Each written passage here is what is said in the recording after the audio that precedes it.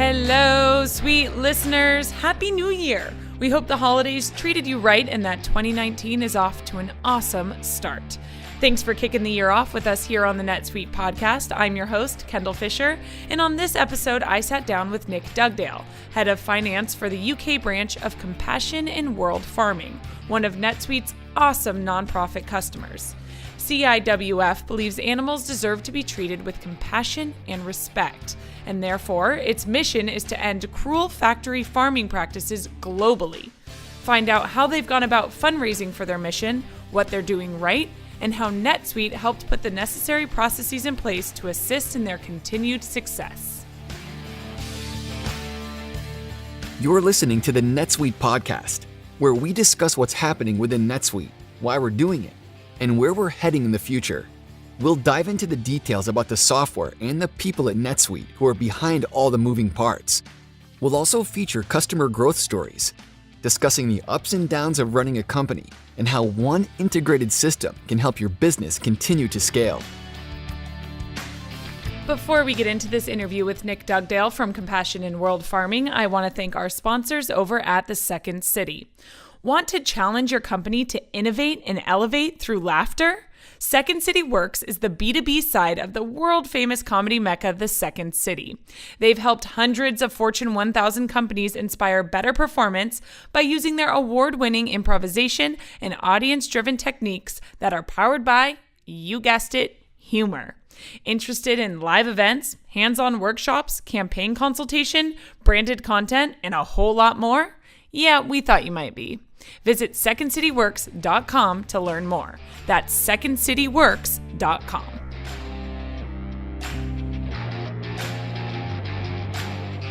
Hi, Nick. Thank you for being with us on this episode of the NetSuite podcast. And for those who are tuning in, we're actually recording this in London. Very exciting. What I'm really excited about is just having you on because Compassion in World Farming is such an important organization behind a necessary cause. But for our listeners who don't know about CIWF, can you provide some insight for them on what you guys do, who started the organization, and why? Yeah, so thanks so much, Kendall, for having me on, and for me to have this chance to talk about Compassion in World Farming, a charity that was formed by a dairy farmer down in Hampshire in the 1960s. And he was seeing how industrial agriculture was growing, and we were kind of turning animals into part of a machine.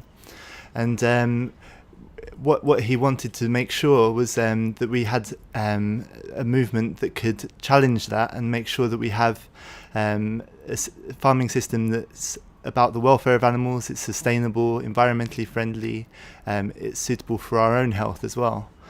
And what's happened since is we've grown and grown. We've had some terrific achievements. So particularly in Europe, where it was our kind of original heartland, we've managed to get European legislation on animal sentience. So that legally justifying that, saying that animals feel pain, and that we should, when we're writing our laws, acknowledge that. Also, we've had bans on battery cages and bans on sow stalls, which is where pregnant pigs are caged as well. Wow. What we launched in September is a huge European campaign to end all cages. We're calling it End the Cage Age. Mm-hmm. And we feel that it's our mission is to end factory farming, and we need a more modern way of doing things, and a more sustainable one. Yeah, I mean, some of the ways that we're farming currently date back hundreds and hundreds of years. I just had this conversation actually with someone today about how some of the things we still do in current society, we were doing 200, 300 years ago. We can't be doing that anymore. Yeah, I think that we need to acknowledge that, like, the population growth that's happening, and acknowledge how it's a great thing that we're getting an expanding kind of middle class globally, and people are coming out of poverty, and that's fantastic. But at the same time, consumption is growing, and we need a new way of doing things. Right. So to kind of summarize just at the start here, what is Compassion in World Farming's mission? If you could summarize that in a couple sentences. So we want a world where farm animals are treated with compassion and respect. Okay. And it's our mission to end factory farming. Got it. Okay, and how close are you now, would you say, to fulfilling that mission? I think that we're leading a global movement to get engaged with the subject and understand what the problems are. Mm-hmm. We feel that we're getting towards a tipping point, and we really need to push the balance away from these outdated systems to be able to make that kind of global change, because it's all like systemic. Right. I know online you guys say you're one of the fastest growing and influential worldwide movements. That's right. Yeah. How are you growing and where? That's a really good question. Mm-hmm. So we have 5 in our current strategy. We have 5 main objectives, and in some ways they're all related to that growth question. They're all pushing us to make bigger impact. So what we want to do is improve the standards for 1.5 billion animals. So that's about improving the systems, working with food businesses, and through the whole cycle to be able to improve welfare. But also we're talking about having 10 million voices. So we want to be able to engage with 10 million people globally to be able to fight for this cause. In order to do that, we need to grow our income to be able to do more. The other 2 things that are on our objectives are to be able to get a global agreement. So almost like the climate change talks, that we have some sort of like high-level global agreement that's saying we acknowledge that these outdated systems are wrong and we need a alternative, and we need to work out how we're going to get that alternative. So you mentioned that 1.5 billion animals that you want to help, give better environments to. What kind of changes are you guys looking to implement? What is Compassion in World Farming hoping to stop and shift in the industry? Yeah, that's a great question. So I think that what we want to do is ultimately is end factory farming, and what we need to do to achieve that is to engage with business. So we need to engage with producers, retailers, farmers. And one of the huge things that we've done in the US recently actually is this kind of cage-free pledge, where huge retailers, including McDonald's, huge producers, they have pledged to go cage-free. So what that means is basically like where you had laying hens in cages, you work to a pasture-based kind of poultry system. Wow. And it means that those chickens, like we've actually, like, you can see it, and it's just something that is human to see, is how a chicken needs to perch, and it needs to have its own kind of natural behaviors and to be able to roam.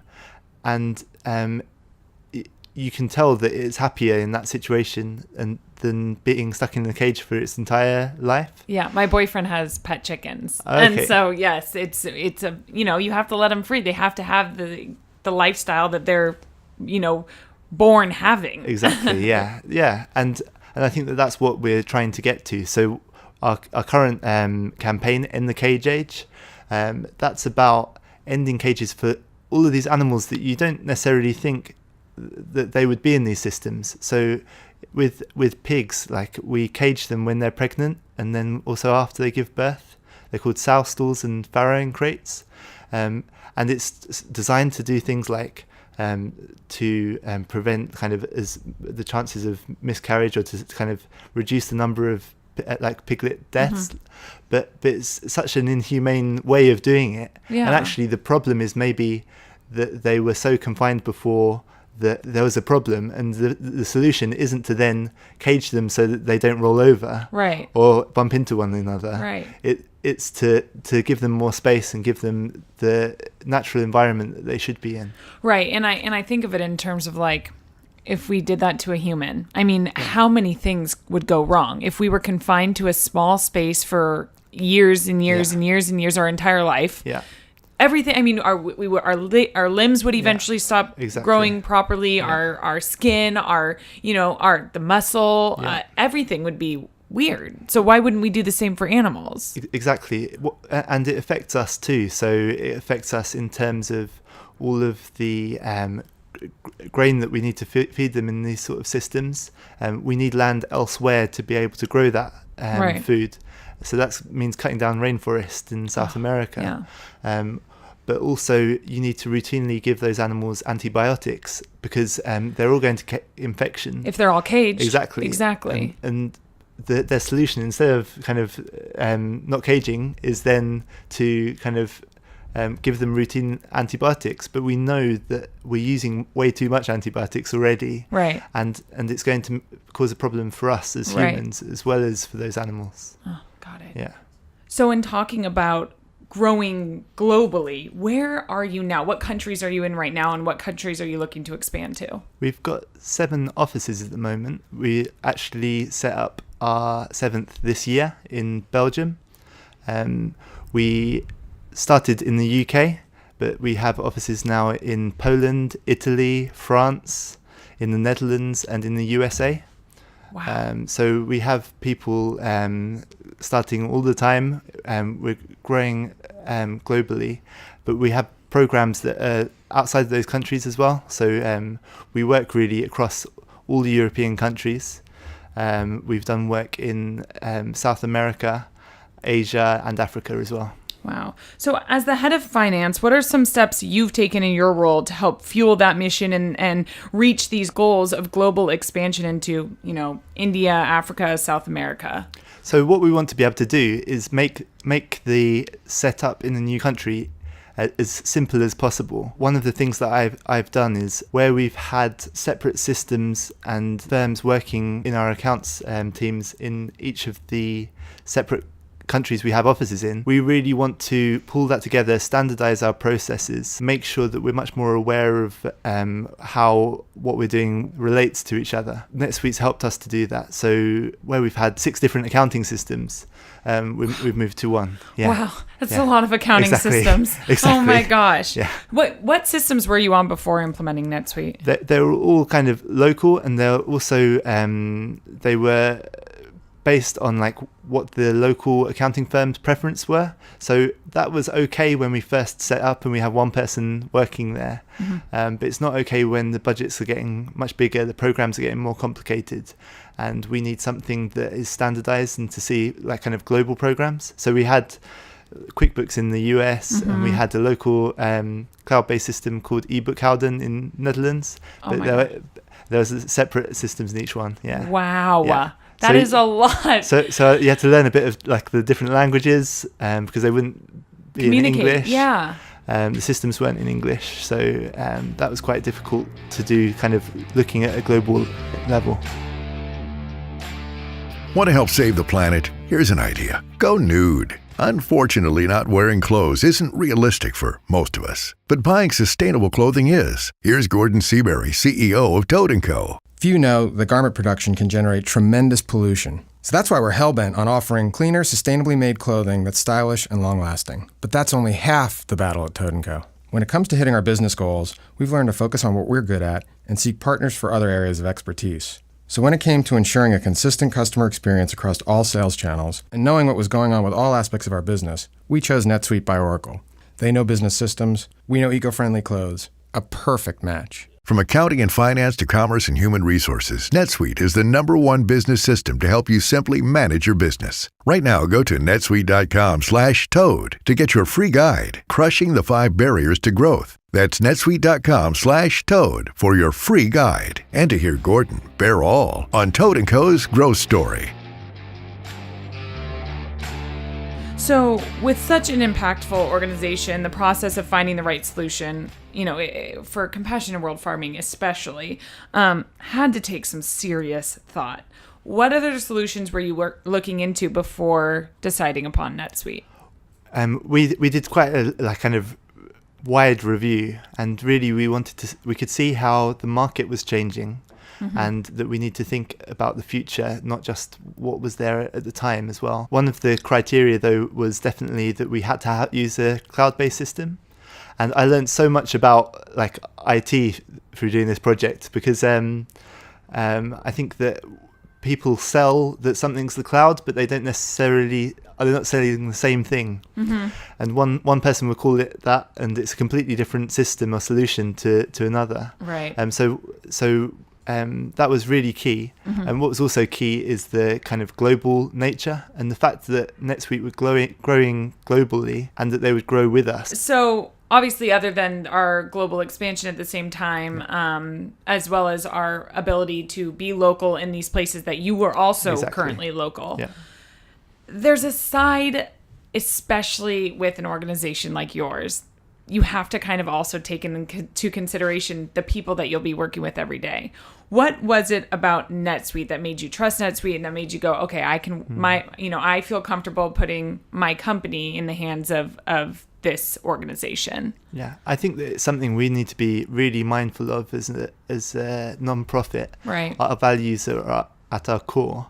And it's really important that we work with have an ethical supply chain ourselves, have ethical suppliers, that we receive our donations from people that we check that we haven't received something that we shouldn't have as well. So it's really important that we have a supplier that cares about causes of non-profits and what they do. I met with David, who manages your social impact team today, and they have been like a really fundamental and kind of crucial part of our relationship.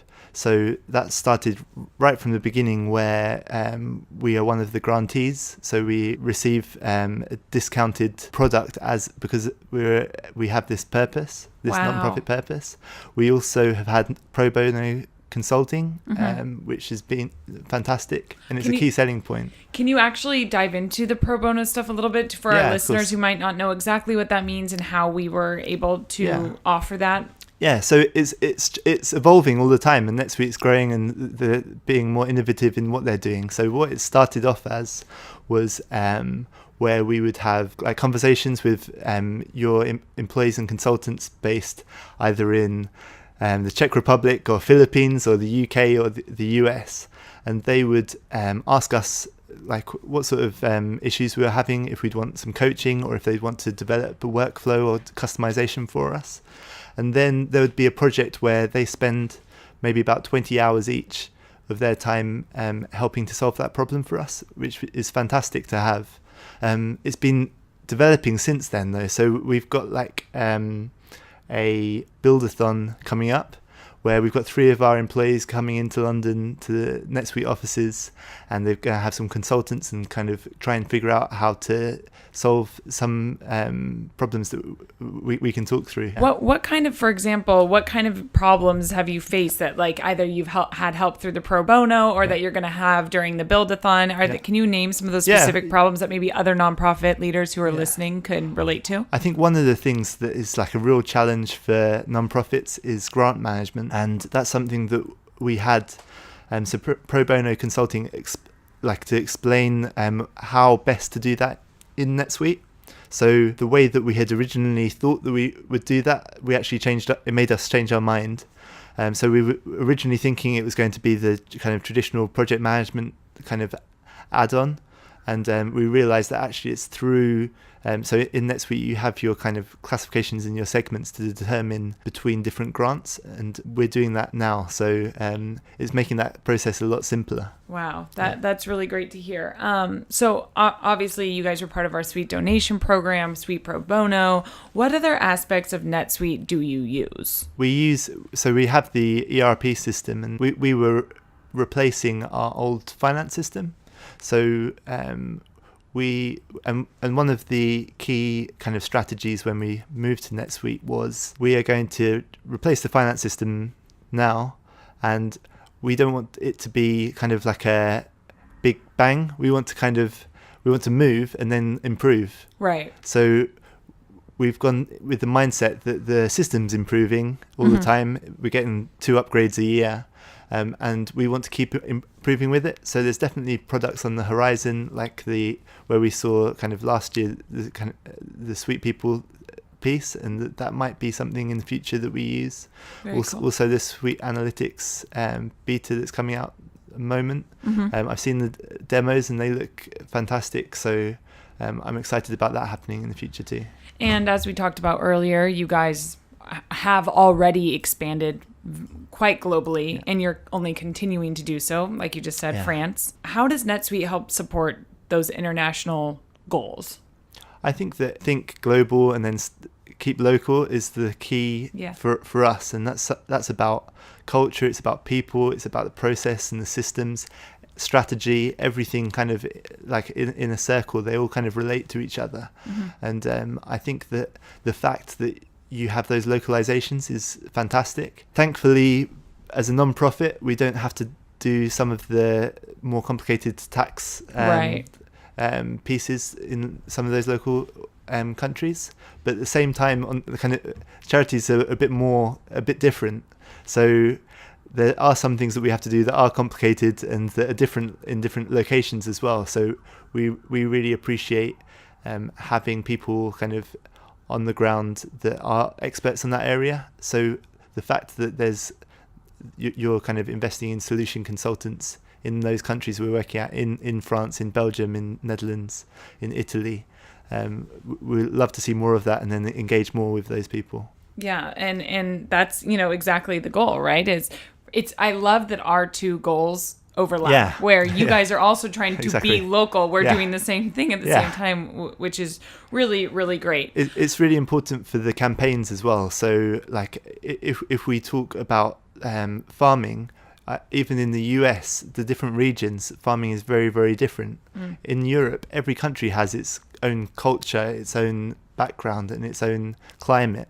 So the farming changes within that. So to be able to tell local stories, you have to have people that know the local farming industry. Right. For you in particular, and for the organization as a whole, working on 6 different software systems and tools, now taking it down into one with multiple languages and currencies. How has that helped you guys operate more efficiently? And I really want to know how it's helped you, because I can only imagine what it would be like to work on 6 different systems in 6 different languages or whatever. Yeah, it felt really disconnected, and we had to kind of rely a lot on the kind of local firms.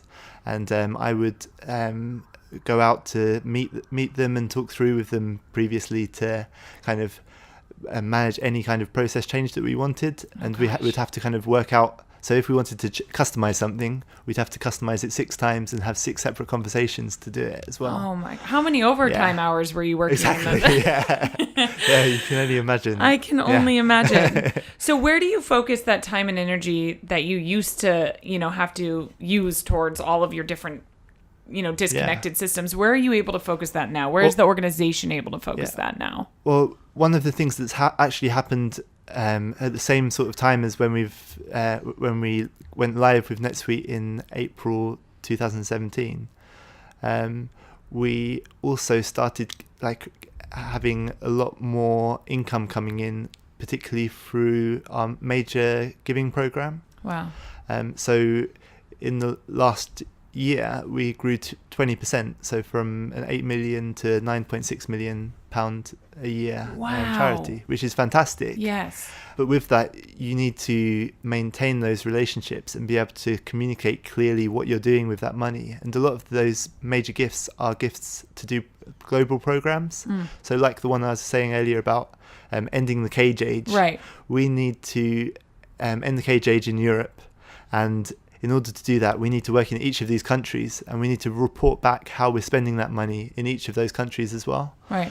So what it enables me to do is to kind of get that quick oversight of what's happening everywhere on this specific program. And we can have a kind of different lens for how we want to look at everything. So we can look at how the specific country is doing, how the market in that kind of location is doing, or how the program is doing. And you can see through all those different lenses, which is fantastic. Wow. Yeah.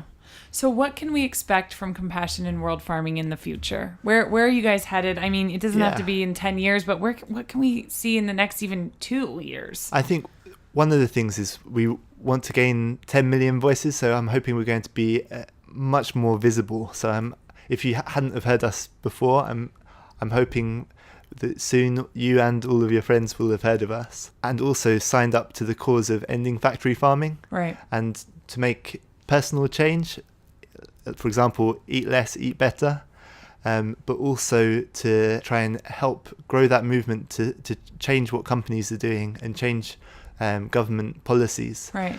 So that we can have a kind of more healthy world, a more kind of sustainable, environmentally friendly world, a more humane world where we're kind of treating all animals with respect. Awesome. Yeah. Love that. Thank you so much, Nick, for being on with us today. And I can't wait to get you on this podcast and spread the word once we go live with it. I think it's really exciting what you guys are doing, and we'll definitely be talking more. Great. Thanks so much. Thanks so much, Kendall. We hope more organizations take note from compassion in world farming to help promote a healthier, more sustainable world. Thank you so much to Nick Dugdale for joining us on this episode of the NetSuite podcast. As always, this couldn't happen without our sponsors over at the Second City and Toad & Co., as well as our editors at Lampstand, and all you listeners for tuning in. Don't forget, rate, review, and subscribe. Until next time.